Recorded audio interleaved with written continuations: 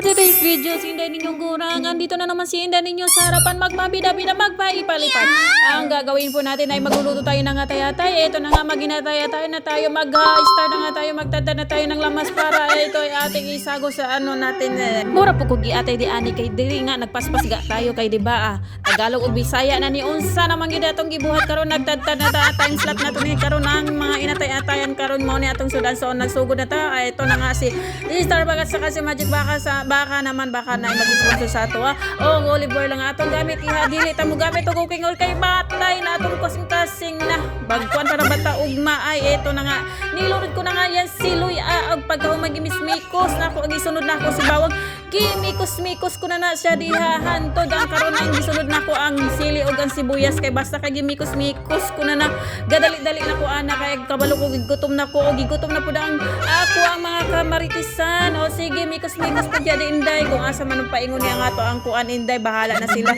gilunod na ako ang atay-atayan mo lagi na basta kay kadyo ta kay na guys imikos-mikos ra and then wala mao na ni karon ang resulta na luto na pwede na ni siya habhabon kubkubon o siya thank you mga Inday kurang.